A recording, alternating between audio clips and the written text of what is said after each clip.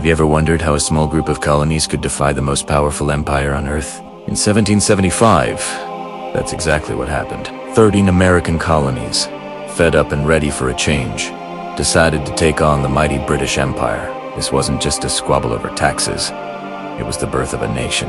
The fight for freedom had begun, sparking a war that would reshape the world forever.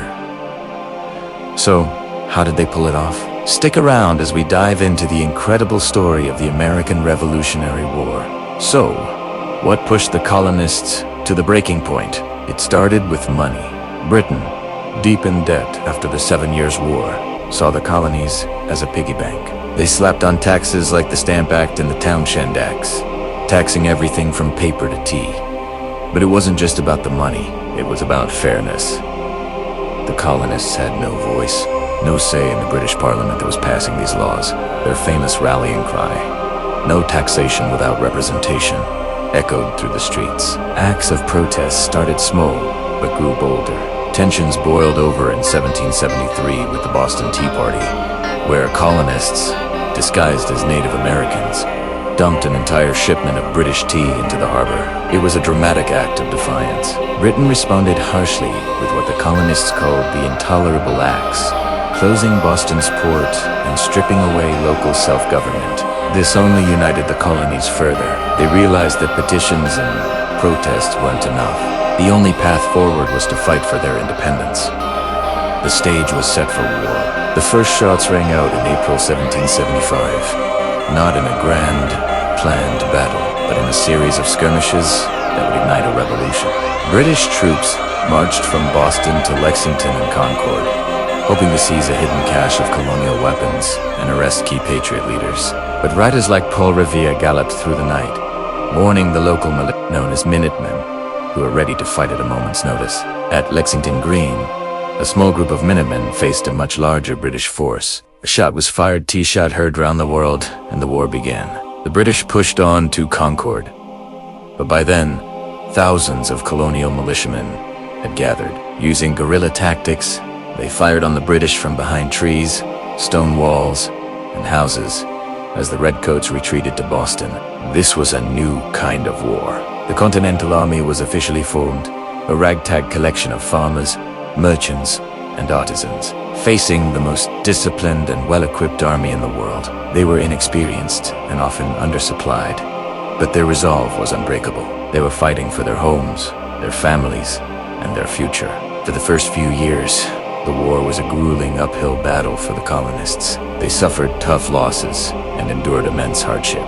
But then came the turning point, a victory that would change everything.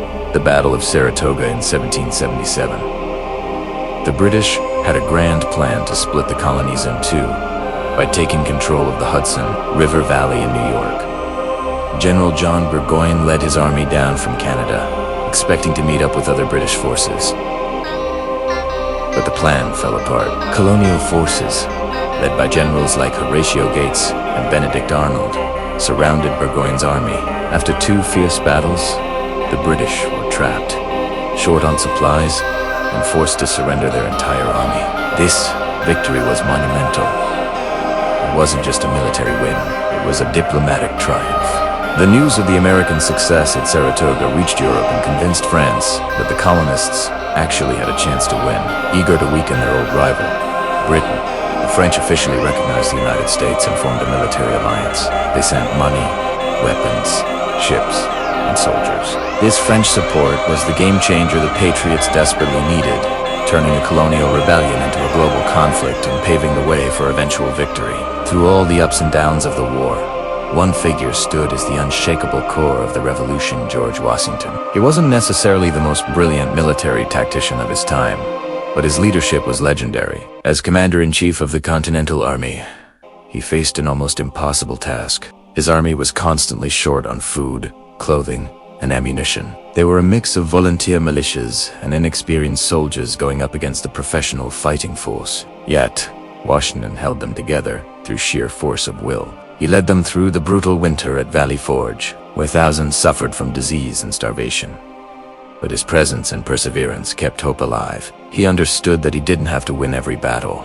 He just had to keep the army from being destroyed. He masterminded daring surprise attacks, like the famous crossing of the Delaware River on Christmas night to defeat the Hessians at Trenton. He also knew when to retreat, saving his army to fight another day. Washington's resilience and strategic patience were his greatest weapons, inspiring loyalty and turning a collection of rebels into a true army that could stand against an empire. By 1781, the war had raged for 6 long years, and both sides were exhausted.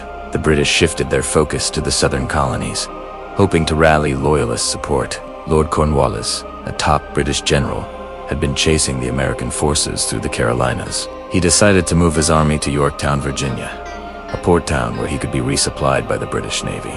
This proved to be a fatal mistake. George Washington saw his chance. In a brilliant move, he secretly marched his army south from New York, coordinating with French forces under General Roche. The plan was perfectly executed. Just as Washington's combined American and French armies surrounded Yorktown by land, the French Navy arrived and defeated the British fleet in the Chesapeake Bay. Cornwallis was trapped. He had no escape route, no way to get supplies, and no hope of reinforcement.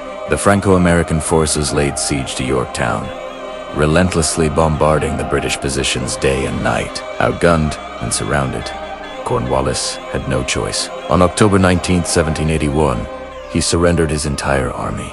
The world watched in disbelief as the British troops laid down their arms. The fighting was effectively over. The surrender at Yorktown marked the end of major combat. But the war wasn't officially over just yet. It would take 2 more years of negotiations to formally end the conflict. Finally, in 1783, the Treaty of Paris was signed. This historic document was the final stamp on America's victory. Britain officially recognized the United States of America as a free, sovereign, and independent nation. The treaty also established the new country's borders, stretching from the Atlantic Ocean to the Mississippi River. After 8 long, brutal years of struggle, the war was finally won. The cost had been immense. Thousands of lives were lost, families were torn apart, and the country was deeply in debt. But the colonists had achieved the impossible. They had fought for an idea that people had the right to govern themselves, and they had won. Their sacrifice laid the foundation for a new kind of nation, a republic built on the principles of liberty and freedom, inspiring countless others around the world for generations to come. The American Revolution is more than just a chapter in a history book. It's a powerful reminder that ordinary people, when united by a common cause and driven by courage and determination, can achieve extraordinary things. They stood up to an empire and forged their own destiny, changing the course of history forever. Thank you for watching. If you enjoy exploring the pivotal moments that shaped our world, make sure to subscribe to World History English for more incredible stories from the past.